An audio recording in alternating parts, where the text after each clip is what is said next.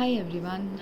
In this video, I'm going to talk about the practice of spirituality related to gratitude journaling, that is one element of spirituality. And I wanted to expand a little bit about the gratitude related practice that we can inculcate in our life, if and which can be a difficult thing to do when we are going through a darkness filled phase in our life, or going through depression or some very severe challenges in our life. At that time, feeling grateful can become a challenging experience, because if you're going through real misery, it might feel like a very difficult thing to process the gratitude elements related to the difficult challenge you're going through. Or if you are leading a very lonely life, very isolated life, a life very different from what you might have envisioned your life should have been by a certain age, you or seeing other people in your society, in your social circle, in your social groups, you might feel that you do not have the same life as others, and that could end up making you feel isolated and hence less grateful about what you have in your life. And when I was younger, as a child, my dad sometimes used to say this, that if we were complaining about something possibly that we didn't have, he used to say, think about those kids who do not have anything as compared to you. And my dad is not the perfect human being, so he has also said other stupid things also related to or toxic things rather than stupid, but toxic or unaware and unconscious led things. And my choice of stupid word is my unawareness and unconsciousness related to the use of that word. But essentially, he has also said some toxic things which I don't want to discuss here. But he was the dad who had both good spurts of spiritual wisdom in him, as well as the opposite of spirituality in him as well, which is what most of us are struggling with in our modern world. How to inculcate a spiritual practice like gratitude in our daily life when it seems as if we don't have anything good going on in our life. But this focusing on, in order to bring gratitude in our life, we can certainly use this way of bringing gratitude in our life by understanding that if I am unhappy about, let's say, not having any friendship or social circle, which is what was one thing I was dealing with when I was very, very lonely and sad, and some of my social group in US had moved away from the state in which I used to live, and I didn't have a new social circle, and it was taking me time to build a new social circle. I didn't know how to build a new social circle. So all of these meant that I was going through a little depressing phase in my life. And when I'm going through that depressing phase, doing this gratitude journaling exercise was one exercise that came up as a way to realign ourselves back into finding meaning, getting out of depression, connecting to God, because these are all spiritual practices that can eventually, slowly take you towards connecting you to God, bringing you closer to God's path for your life, rather than just the path that we lead when we are leading a life based on our free will. So while free will is allowed for humans, if you align your free will with God's will, you will see that God's will is always a little bit better for us in the long run, and in our future of our soul's health or our life's health. God's will always be a slightly better path than our will, because in our free will, we usually see only the current circumstances of our life. Whereas when we surrender to God's will, it also involves God guiding us not only through our current challenges and circumstances, but keeping in mind the future direction in which we want to go, or our soul needs to go, for fulfilling some of the soul's particular life journey related to that lifetime's goal for our soul. So I could have had a soul journey. Like I always felt when I was younger, that I did want a love marriage in my life, and that's why only in my 20s I tried pursuing that route of marriage, going towards the, even though in the background I was agreeing with what my parents were also allowing me to check out, like if they wanted arranged marriage, I was listening to my parents. But in the background I always had this wish that it should be a love marriage and not a arranged marriage, or a marriage where two partners are loving each other and are respectful of each other, which is what was my main goal, considering what I have had grown up with.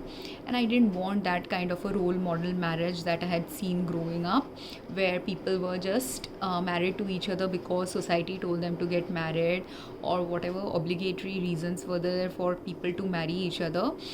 Real love or deeper elements of love were not present in many social relationships. So my one goal apparently in my life journey was to understand these different elements related to what should be true love, deep love. So in order for me to eventually go towards the life path journey where true love or deep love might manifest in my life, I have to also, as a result of wanting that as a life goal, I will also have in my life journey the elements related to what is not going to be true love, how do you show love when you do not have true love in your life, how to be present as a loving connection with people who are not being loving towards you. These will also be part of this journey. And what are the elements of love which are opposite of love? Do you really want those elements to be present in your life? Can you resolve those elements by working it with the people who are coexisting with you? And if it is not resolvable, how do you let go of those relationships that weren't workable or resolvable, because they were not showing the elements of love that you want in a relationship, what they want in a relationship, and mutually it was turning out to be toxic. So when I was going through, that's why these loneliness phases, isolation phases in US, all of these loneliness and isolation phases were the phases where I was essentially now trying to figure out how to be grateful when non-loving connections are present in my life, when I am not finding actually any meaningful deep connections in my personal life, because I had this major chunk of not having deep personal connection in my life. And it had actually started when I was in my teenage years, but I didn't realize as a tween that it had already started at that time. And at that time, when you are a young kid, you trust everything your parents are telling you.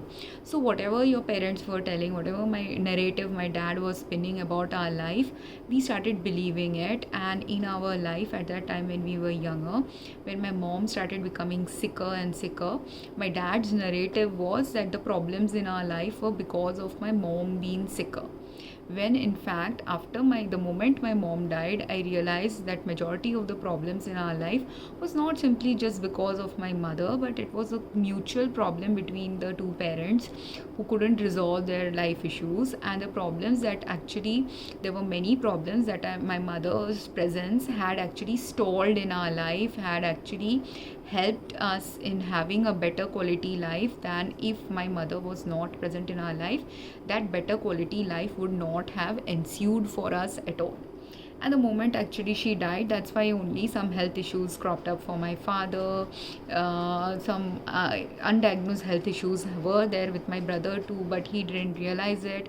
For me also, the closest impact of the health issue that started happening was because we were closer to my mother's side of the family. In the moment my mother died, that closeness to my mother's side of the family started dying, which again also manifested after my grandfather died, then my grandmother died, then my aunt, who was my mother's sister, died. Because these were now, after my mother, these were the more close knit connections to that side of the family.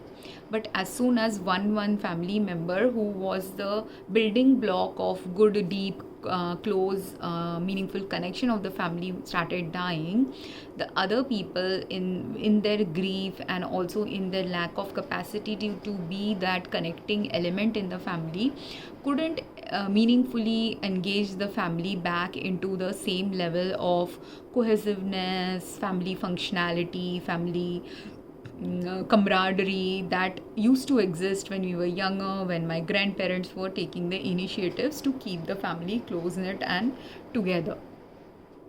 So because that was not happening, the moment my after my mother died and my grandfather died, especially, for at least 8-10 years, I had that phase of life that when I'm sitting and wanting to write a gratitude journal, while writing a gratitude journal, I realized that after 8 years of my mother's passing, my grandfather's passing, that 7-8 years of their passing, that I'm realizing I don't have close connections in my family life. And at that point, the reason why I was sitting and doing the gratitude journal is because I was also not having any close knit connection in my social life. So the only, and in my relationships were also not working with the boyfriend I had been dating prior to that, and I had had a on off relationship for a while, after which I decided that it's just not working because he was capable of cheating on me. He had other goals with what he wanted in a relationship, and our goals were very divergent. So naturally, it was not working out. So it was a phase where interpersonal life was ruined, social life was ruined, family life was ruined, and the only thing that was the good thing in my life was my job. So obviously, when I started writing on my gratitude journal, the things I was grateful for turned out to be the fact that okay, I have a gym to go to, I have a job to go to, I get a good pay, I have good enough co-workers, or most co-workers with whom I worked, I was having a good relationship with them. I had gratitude for the patients who were coming to the pharmacy and things like that. So my gratitude journal at that time used to be revolving mostly, or my thoughts related to gratitude, because I didn't have a official gratitude journal. But most of the time, these thoughts related to gratitude revolved around my work environment related achievements, revolved around whatever I was studying, whatever I was lucky enough to study. And I knew I was lucky enough in the way that at least I had the financial independence that many women my age at that point of time didn't have in their life. And especially if you, I also saw, but at that time I didn't know it was a point of gratitude. But over the years, eventually I realized that I had a kind of freedom in my life that most of the women who got married didn't have that freedom.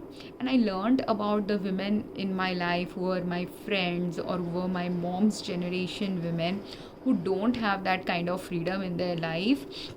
This aspect related to their life I understood earlier as a second hand experience, when friends, married friends, were staying with me, or I was staying with my married friends, or some married couples, my parents' generation, were staying with me. At that time I understood this lack of freedom and agency that women can have in their marriages. And it didn't matter how educated they were, how much money they earned, how much they were really good at what they did, but that slight disrespect towards women's wishes and desires, or women's needs, were sometimes not present in certain women's lives. And most women, they, even though it's not present in their life, they are ready to adjust to that, because women have been for centuries been adjusting to the things that are not working for them. But they're ready to adjust to it when they have a good marriage, when their spouse has a greater number of good qualities, a greater number of supportive qualities. That's when it is easier to adjust, because the spouse at least is when the spouse is a humane spouse, the spouse is a fairer spouse, even though they might not observe where they are being unfair, but many aspects about their spousal responsibilities, they are caretaking that. At that time, the women can ignore whatever is going wrong in their marital life. But the moment the imbalance of unfairness plus the caretaking is also not there, or fairness in other elements of a marital life is also not there, that is when I have also watched those other women, including my own marriage, where I understood this more deeply as soon as I got married. the greater imbalance that exists in a woman's life, where everything starts getting curbed for the women according to the in-law expectations or spousal expectations. And if you had a spouse who is naturally like whatever I say goes in my family life, if they are that kind of a spouse, or their family has existed for generations just only listening to the man's opinion, and the women's opinion has no value in their family life, those women then end up with really toxic marriages, imbalance in their marriages, and also eventually end up with divorce in their marriages, because it's simply not workable in the modern life to have a marriage where some element of fairness or balance is absent. If many elements of fairness and balance is absent in a marriage, it's better to not be married to in those situations, because then what starts happening is you start chipping away your self-worth, you start chipping away your hopes and desires about anything. Like in a toxic marriage, a woman who is educated enough to maybe become a good teacher, or educated enough to do some online work, or educated enough to do some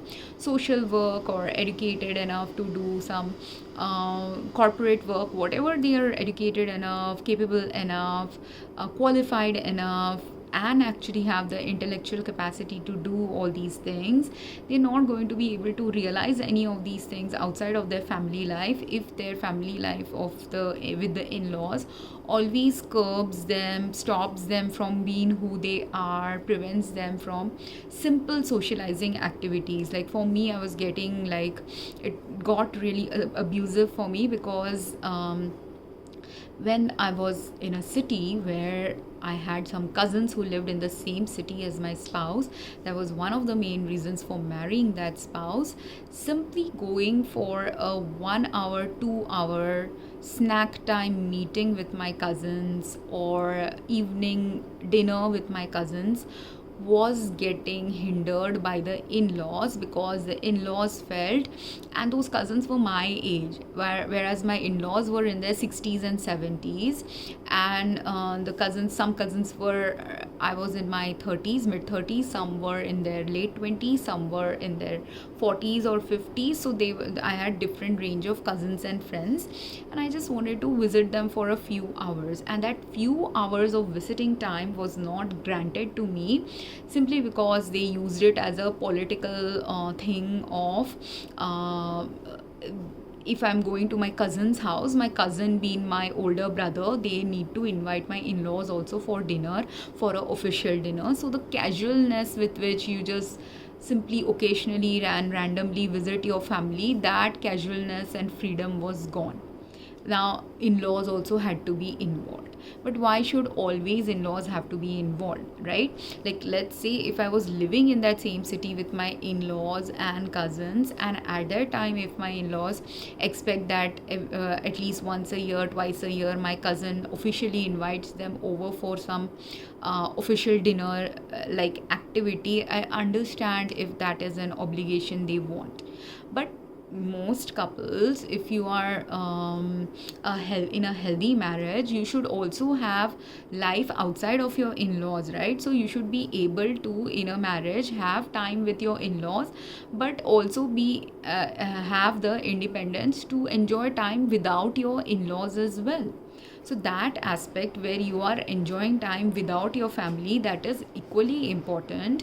But when you have a controlling set of in-laws and everything is politically charged with them, like everything was being taken up as an insult by them, and it was nothing to do with an insult, because prior to my in-laws existing in my life, these same cousins had existed in that same city for a longer time, and I had randomly visited them occasionally, once a year, once in 4-5 years, and where it was a casual meetup, or I went and stayed with them for 2 days and things like that. I had this freedom to just go and stay with my cousins, stay with my friend, live in my friend's house and cousin's home like their own sister, even though I am not directly related to them. But that freedom was taken away from me. And for me, because for 14 years I had no other family except these distant relatives and these friends from school days who were like family to me in US, it was a very very uncomfortable thing. Like, and wouldn't any woman find it very uncomfortable, which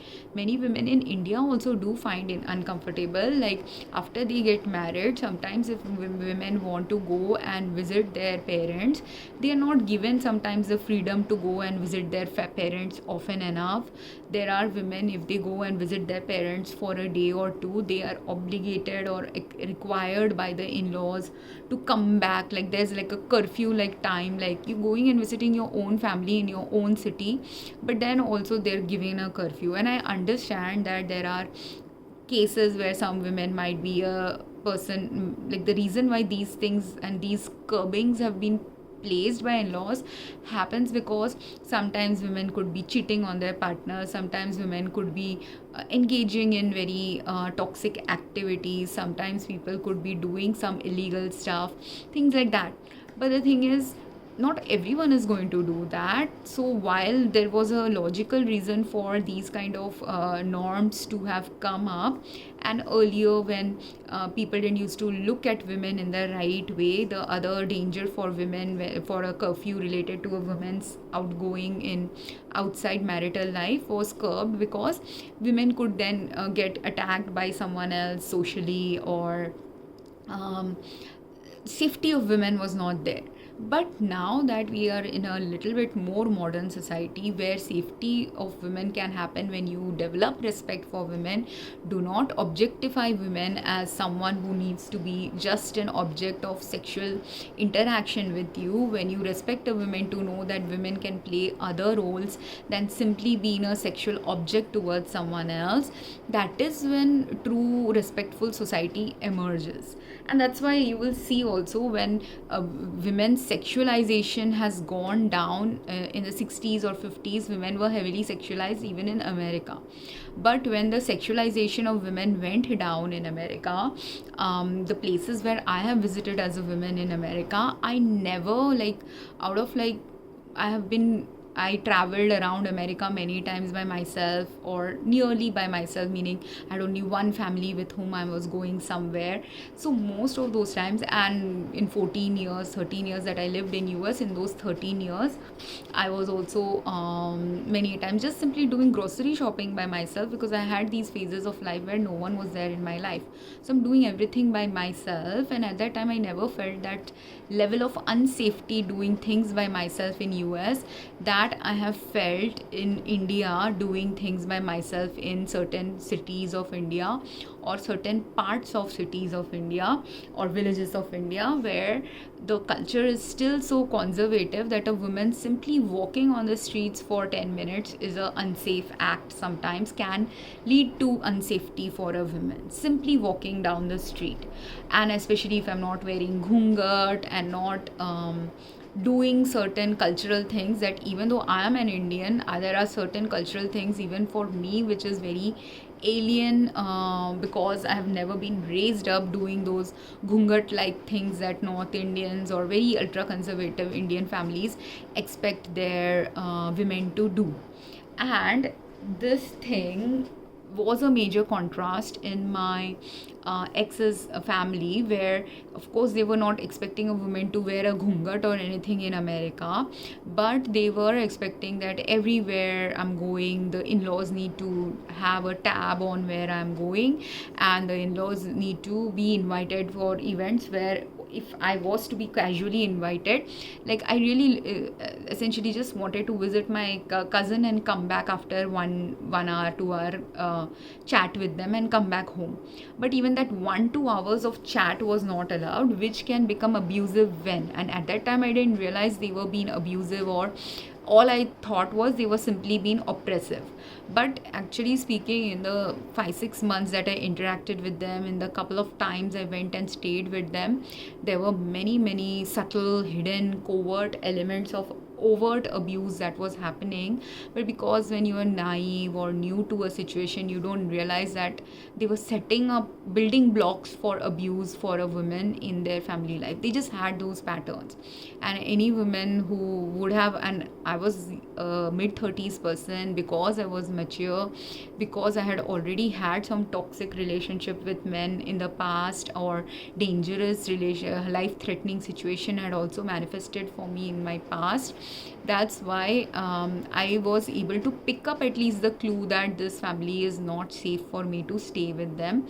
And that's why when the divorce proceedings were initiated by my in-laws, I was very happy to let go of that marriage, because I was like, this is not something I should get tied down with, because they were essentially later on, after I got out of the marriage, at the time only I was feeling a lot of abuse related things, but there were also very many subtle cues of abuse that I didn't realize they were psychological manipulation related abuse that these family were engaging in, and they were actually testing me to see how much they can manipulate me, how much they can abuse me. So they were doing all these subtle things of manipulating me, where one time I had a real deep gashing cut on my leg, and they are sitting and observing the pain level and pain threshold level I'm going through.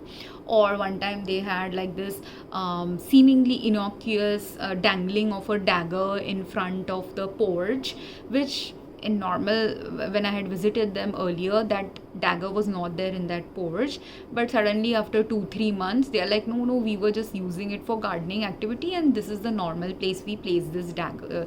It wasn't a dagger, it was a saw, but it hung around as if like a dagger from above.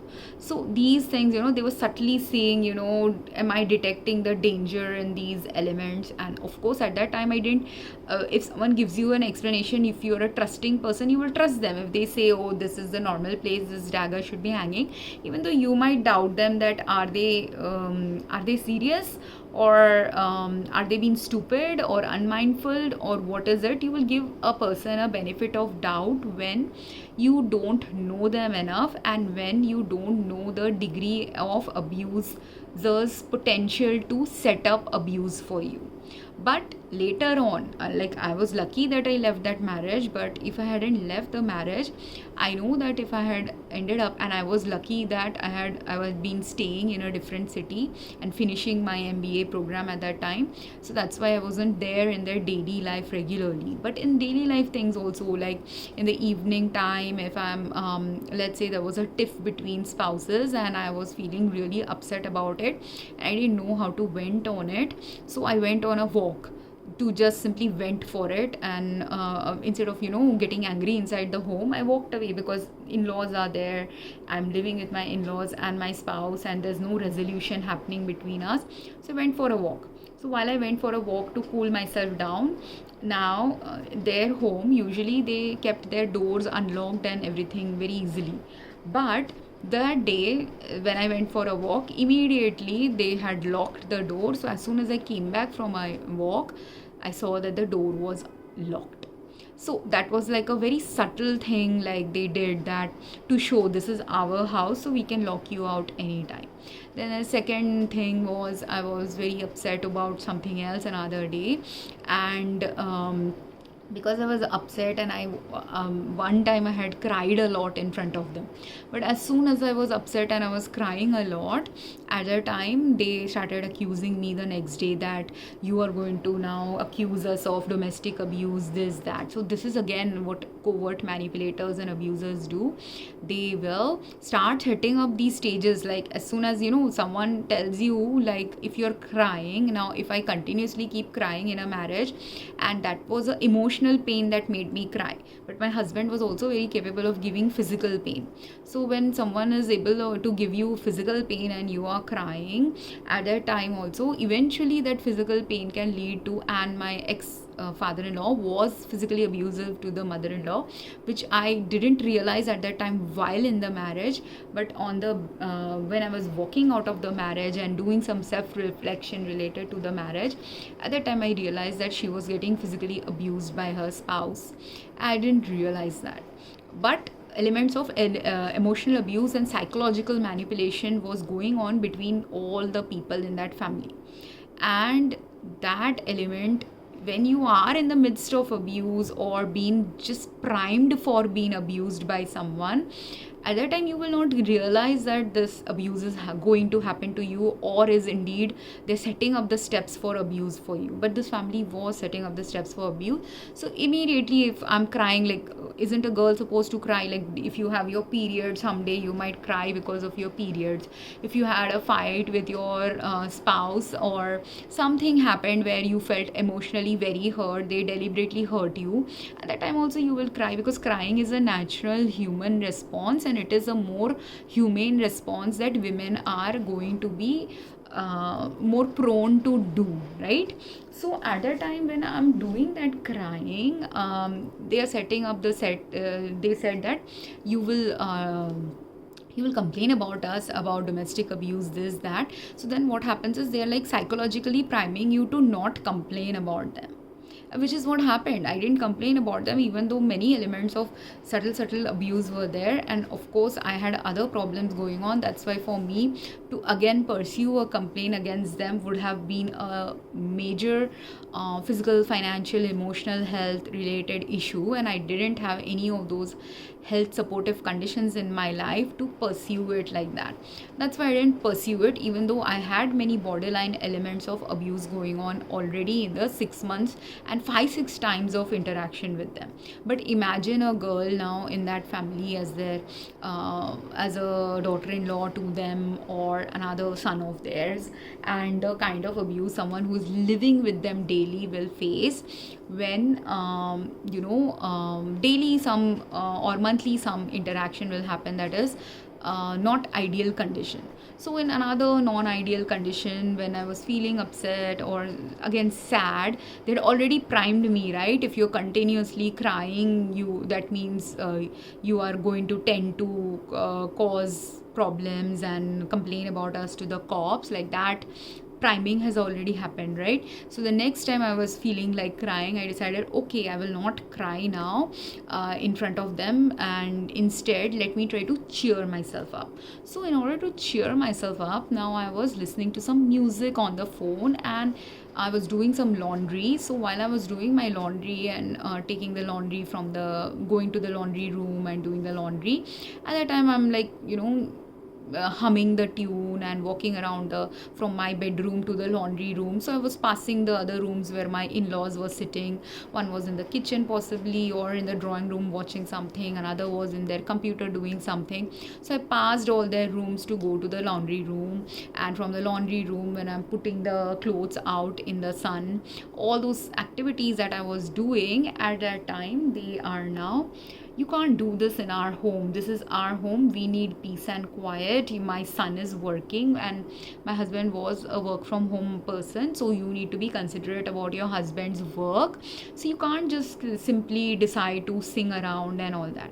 Whereas, and I thought it was okay to sing around in the house or put on music in the house, because my in-laws would consistently put like music related to bhajans, and one was North Indian, another was South Indian. So they would consistently put North Indian and South Indian music related to devotional thing for a couple of hours during festival times and other times. So I thought listening to music is nothing wrong, and I was just listening to my music. It's not even that I had put on a music in a blaring loudspeaker. They had put it in blaring loudspeaker on a TV with surround system sound and everything. So it was real loud music that they had engaged in, and I was just listening to my music from my phone and wearing a headphone, and I was just humming the music and singing. And now if someone sings, and I am not a very bad singer, I'm not a great singer, but I'm an average singer. So if you are listening to an average singer and they are your daughter-in-law or someone in your family, you will either appreciate them for it, or you might tell them sing a little softly or something like that if it is bothering you too much, right?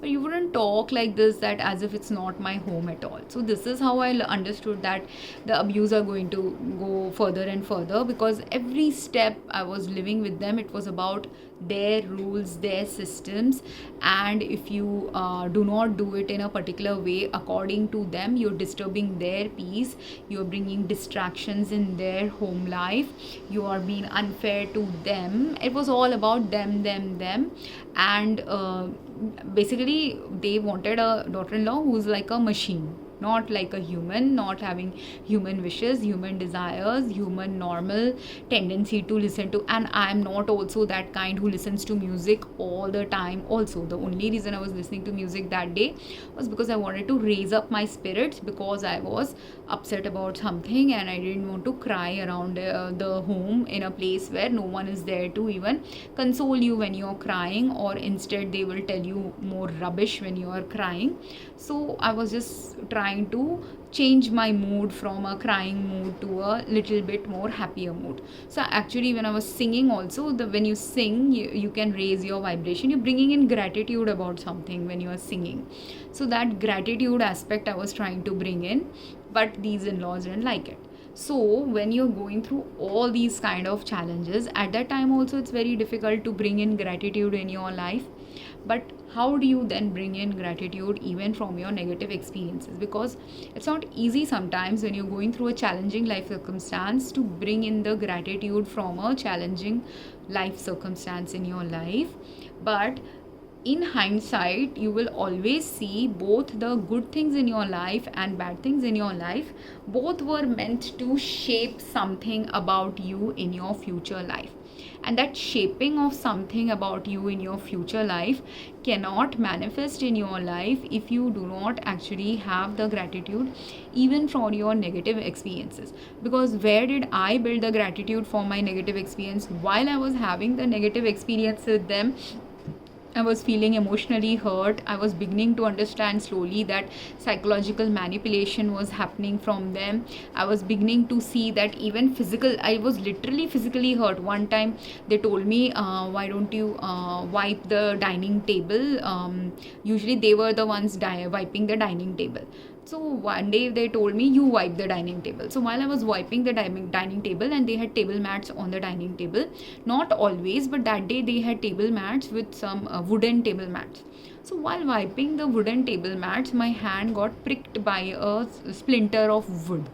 Now there are 3 instances like this, actually 4 instances like this, which happened in this family, which made me realize 4, or actually 2 more instances which I don't want to talk about, but they were all related to physical pain, which told me that this family is a very sadistic physical and emotional pain related family.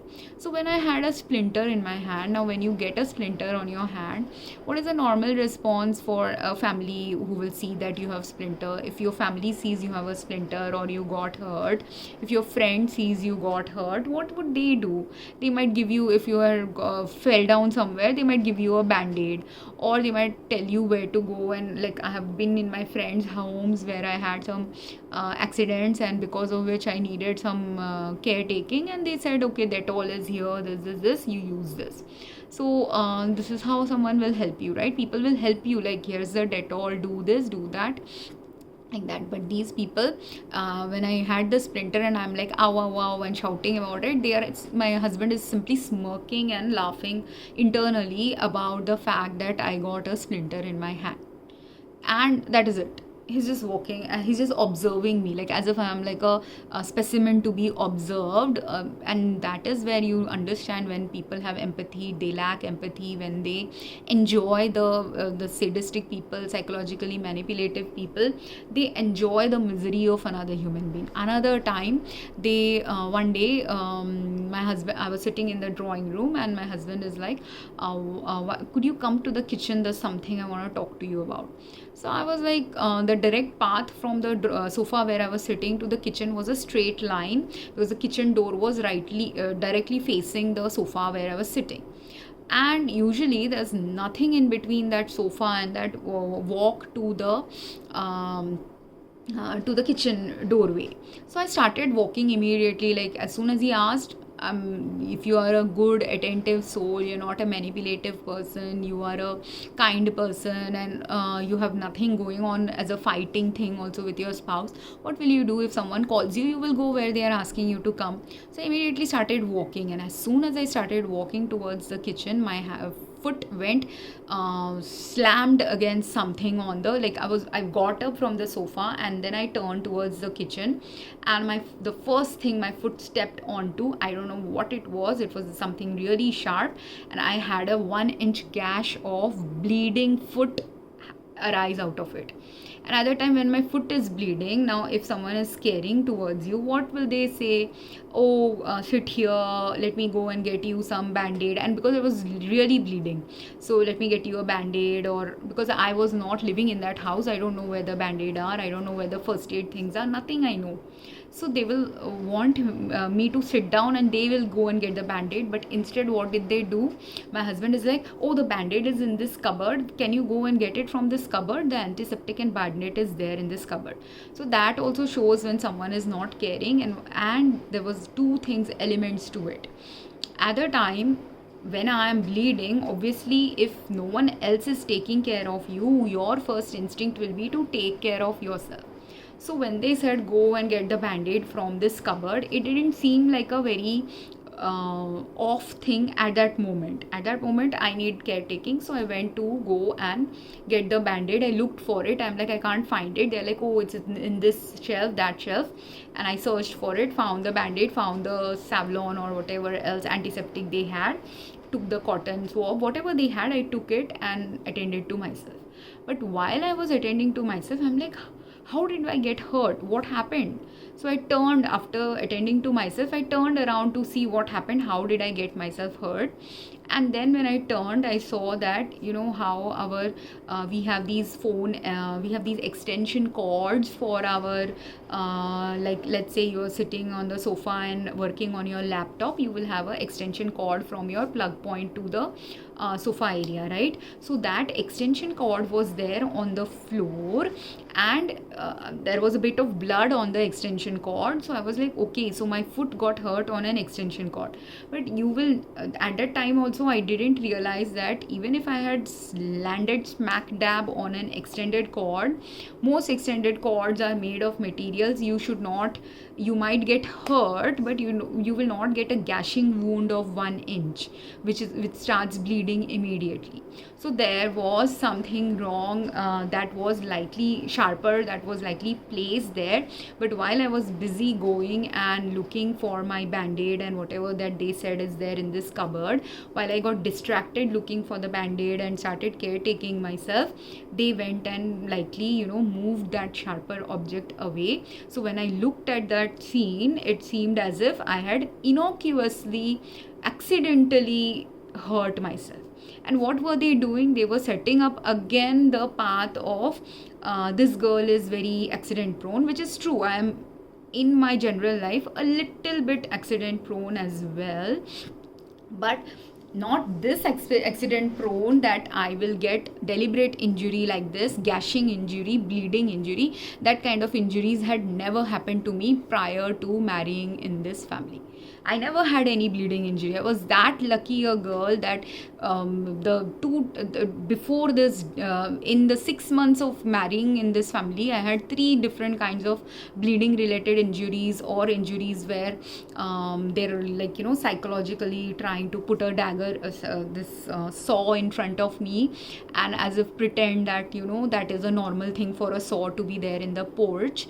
And if I would sit in the porch, that saw can easily fall on anyone. And at that time also, if they are doing this deliberately, now any day if I am unmindful, and again similarly, like let's say that in the porch area only I was hanging the clothes for after washing the clothes. So in a hurry, let's say I'm going to hang the clothes, or many a times they wanted wanted to also prime me. They were already priming me like, oh, you should do some helpful activities in the home. So you should, when you are hanging your clothes or drying your clothes, because with them I was staying with them for about a week. I had weeks worth of clothes to wash, so I was washing only my clothes. And in my home life with my dad and brother also, most of the time I would wash my clothes separately and my dad's clothes separately. So dad's and brother's clothes would be washed separately. So I had this thing, so I had no problem washing their clothes. So when they said wash our clothes, I did a batch of washing their clothes one day and then a batch of washing my clothes. Or when they told me go and pick up the clothes from the porch that is drying, I have done those activities. But now in one of those activities, that they were just setting up this, oh, this is a normal place for the saw to be occasionally. So if one day they want to accidentally now again hurt me, they can do that. And this thing you will not realize about a psychological manipulator or someone setting up a manipulative stage for you unless you have gone through that kind of a phase with them a couple of times. And it's not that the first day I hit my foot, the first day I saw the dagger, the first day splinter happened on my hands, the first day I got an allergic response, the first day I got some other responses when they hurt me. All of these, the first day any of these things happened, at a time being an innocent person or a person who's a normal person and not have antisocial any behavioral problems with your mind, you will think you will want to give the benefit of doubt to a person who is a manipulative person. But the thing is, with these kind of manipulative people, how much ever benefit of doubt you give, eventually it doesn't work, because their whole game is to manipulate you into suffering. The whole game is to actually cause suffering in you. Their whole intent is to derive pleasure from your suffering. And that's when I was like, I was at that time when I was going through all of these, I didn't know I was getting manipulated. I didn't understand about it. But the moment I went to sign the divorce papers, and after that what ensued, that led me to realize that they were indeed manipulating me. They were indeed trying to manipulate me into, they knew that if they had sponsored my green card, so they knew that if the divorce happened, I will not get a green card, I will not get to stay in US. So they were trying to use all those circumstances to coerce me into agreeing to either get back into the marriage or beg them into signing the papers. And all these kind of psychological manipulation started happening even with the divorce papers. So eventually I had to quit living in US and leave US and come back to India, because I could not withstand that psychological manipulation. I didn't want to be in that psychologically manipulative phase with them. And I decided, irrespective of whether I get the divorce or not get the divorce, it's better to just leave US, because I don't want to be continuously psychologically manipulated for every little thing in my life. So my gratitude from that experience was, I am grateful that I didn't actually get hurt more than just a one gash wound on my leg, or some emotional pain or psychological pain, or the guilt of having or the social shame of having a divorce tag on me, because that is where my gratitude was. Because what is safer? Is it safer if I had stayed in that marriage where these guys would be continuously manipulating me, hurting me, abusing me, and spinning the narrative of abuse as if this is a very normal thing, the dagger was just here just like that, or with the dagger they said the dagger was just, the saw was just here just like that, right? This is the place where we keep it. When I know they had a lot of shelves or wooden shelves in the storage room. They also had a lot of drawers in the porch area also, where they can store the dagger, and which is where they usually store it. But when they want to be abusive, this is where these things get stored. And the more deeper you get into a marriage with someone like this, the deeper the level of manipulation. Like, imagine this, all these incidences that happened to me were in 3-4 visits to their family. Now imagine if a girl was staying with them continuously for months and months, what she will be going through. So this is where people need to understand these kind of people exist on the world, because these kind of abusers are very difficult to catch, are very difficult to understand, and they are also sometimes they have high political, this family already had political connections in that area. They were doing voluntary activities with the political connections of that area, so they have a good political standing also in that area. So people who are that level, high level abusers, they will have sometimes political connections, sometimes monetary connections, sometimes social power, sometimes financial power. They have a greater level of things in their life that people like us, normal people without any power, cannot actually fight back. So that's why my gratitude was about the fact that I simply escaped from that family with minor injuries, whereas if I had been a naiver person, been a younger person, been a more socially shamed person, that the stigma of divorce would cause such shame in me, or a person who was motivated that I need this green card and that's why I must stay in this marriage. If any of these motivations were there in me, I would have stayed around and eventually would have been in a much worse health status, much worse dependency status, much worse level of abuse than I was. The same way with any of the other failures of my life, other things where emotional connections haven't been really that great in my life, this is what I understood from those connections also. Those people are teaching me what is the opposite of love, what does it mean to have superficial relationships, so that when real deep meaningful relationships do exist in my life with other people who are deeply meaningful, who are really loving and kind, who are truly good humans, you can differentiate between the bad quality human and the good quality human. You can appreciate the good qualities in a human who is not completely extremely mentally ill or socially ill or really psychologically distorted in certain ways. So which is what I slowly started developing, understood deeply the gratitude that one needs to hold even for your negative experiences. And now based on that negative experience, I also now understand the plight of those women who were in those marriages where they couldn't escape out of their marriage. Many a times women sometimes don't understand that if you are getting abused to that level, why can't you exit that toxic marriage? And in certain women's cases, if it's the women who is responsible for not exiting a toxic marriage, at that time the women may have some mental blocks, social blocks related to stigma surrounding divorce, related to emotional attachment to a toxic spouse, whatever else, or egoic things that can prevent someone from exiting. But sometimes it is the man who is in such high level manipulator, that if you escape that person also, sometimes you will not have a better quality life after having escaped them as well.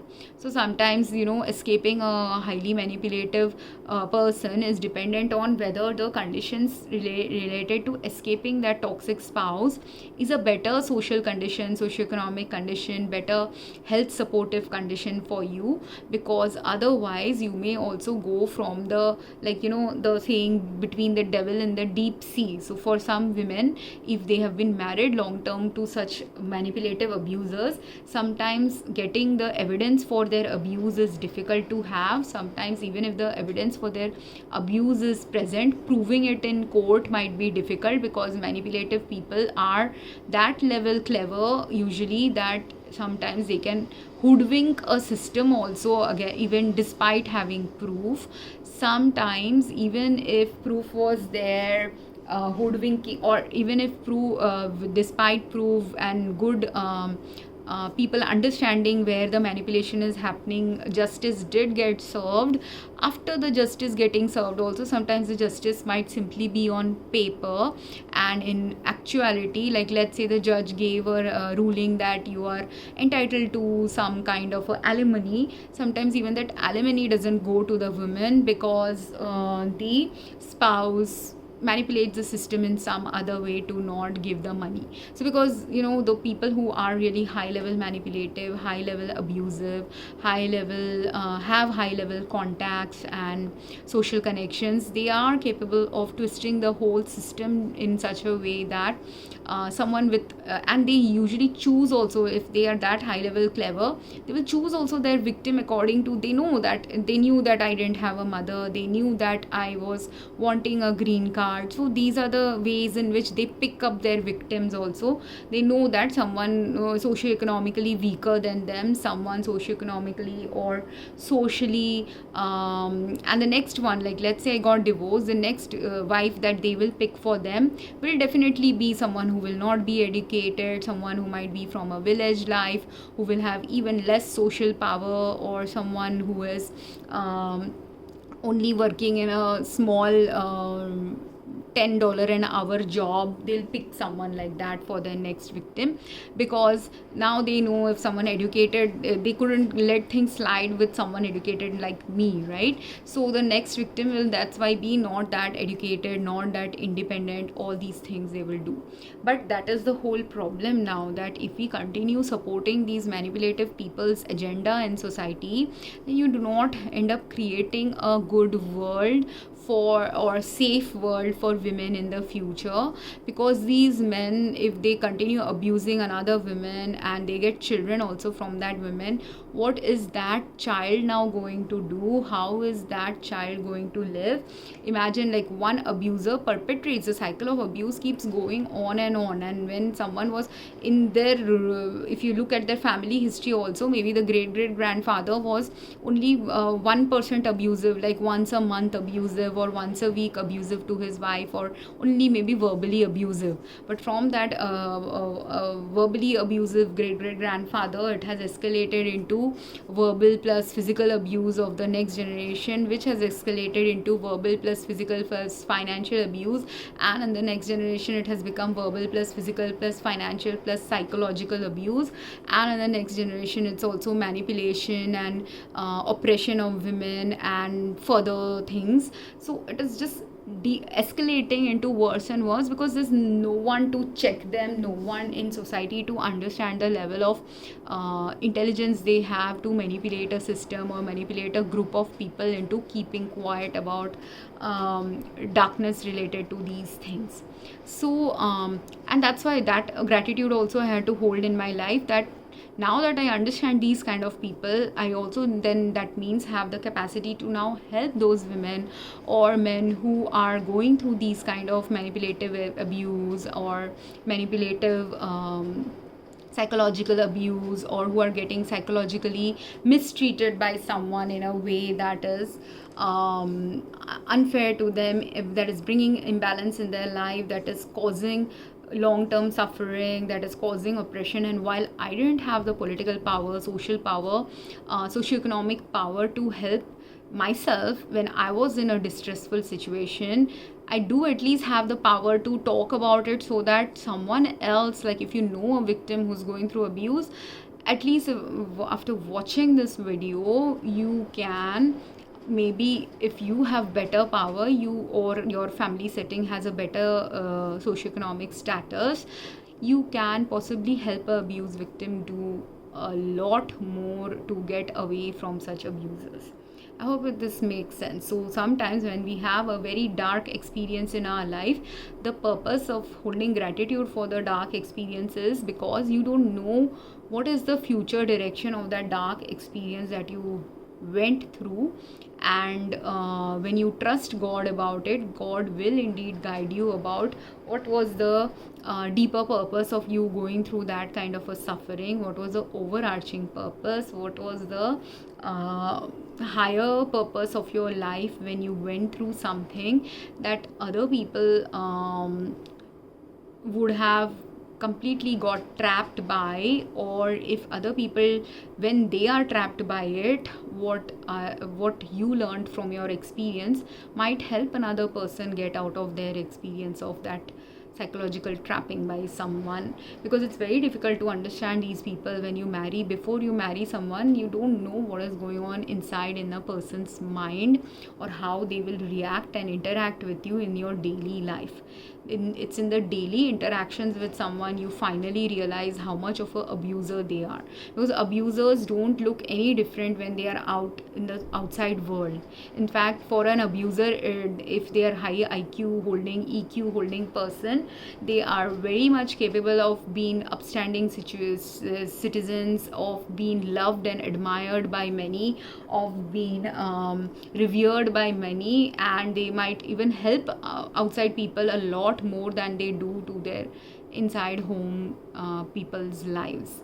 But all the help and social standing that they show outwardly many a times is a facade, and it's a facade created so that all their internal darkness can be hid by the facade of a social image they are creating for themselves outside of their family life, because they want to create that social good, great, upstanding citizens related social image, so that on the inside they can be doing all the dark activities and no one will question them about the dark activities, or when they are indeed questioned, they will use their outside good activities as a shield towards all the darkness they are unfolding in someone's life, which is a real root problem of many women or men who go through such abuse, where it's a very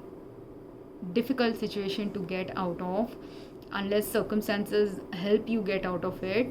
Many people are not able to. Even now I haven't been able to get out of my abusive situation in a way that I still have a bank account and joint bank account in my name, which they were so abusive.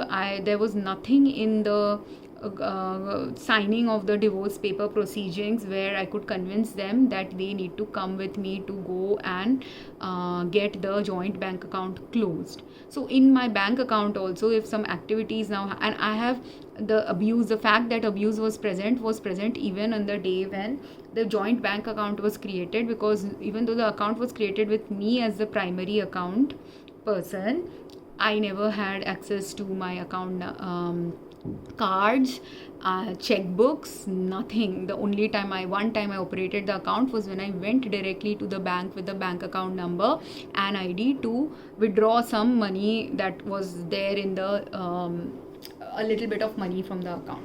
Other than that, the 2 times I went to withdraw some money, one time I went to deposit some checks that were given as gifts from wedding gifts, and the other time I went to withdraw some cash. Other than these 2 times for depositing a check and withdrawing cash, 2 times, just 2 times I went to the bank.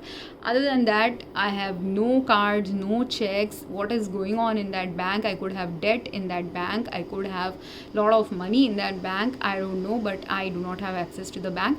But my name is still tagged in that bank, which is another problem. And I didn't know what legal system I have to pursue to convince a abuser to come with me to the bank. And this thing, I think another thing, maybe US governments and US or other governments and systems need to consider as a fact of abuse when abuser refuses to, even after they have initiated the divorce, they have wanted the divorce, they signed papers related to the divorce, despite that they are not willing to close a joint account. So that is a suspicious activity, that is an activity where, and that is a abusive and suspicious both activity, so which is something people should look into for those abuse victims.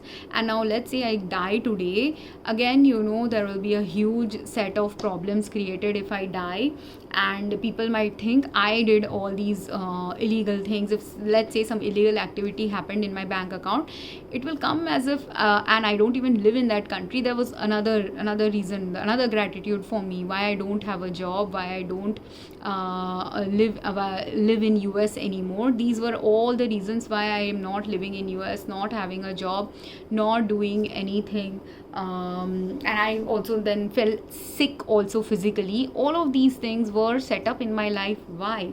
Because in all of these things I can't be operating an account when I don't live in a particular country. I can't be doing anything related to that account if I don't have any access to that account itself. And when I'm not even working, whatever money is going in that account, if anyone else is operating in it under my name, it is still not my action because I'm not there doing those activities. So these things Now I'm realizing there is a repercussion to this, but at that time I didn't realize, or even if I realized it, I didn't have the social power, financial power, or I didn't know how to even, if you say to your husband, when a husband says let's create a joint bank account, and you say yes, and you went and did that joint account, that works. But when it comes to closing an account, if an abuser is there, they will not allow you to close the account, or while wanting you to close the account, they might set up a situation where they might attack you or do something harmful to you. So at that time, there has to be a better system to close such account. There has to be a better system to take the liability away from the partner who is not even involved in that account at all, or hardly ever was involved in an account like that. And this is another way in which abusers or manipulators or people with a lot of money play these kind of games to do things in the guise of their spouses, but when all the criminal activities and abusive activities are being done by the person who is the perpetrator. And this is another thing people need to, this is the reason why possibly they abuse women also. They will abuse one woman, create an account in that woman's name, give her hardly anything or nothing after the divorce, and then continue piling money in those accounts and manipulate and they have people in their family who know how to who are financially very savvy, so they know how to manipulate the financial systems as well. So this is why it is very important that people understand these different kinds of abuse that can happen to someone, and why it is important that people wake up to when these complex kind of abuse is happening. Multiple systems have to work together in unison to fix the problem.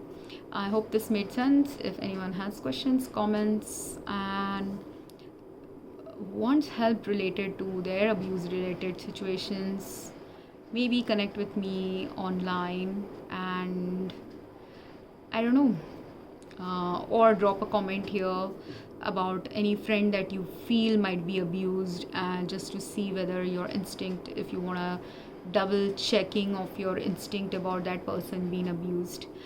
I don't know why God guided me to make this video, but I was guided, and I have tried to make video about this topic a couple of times and I deleted it also, but I hope this was meaningful. Thank you very much. Have a great day.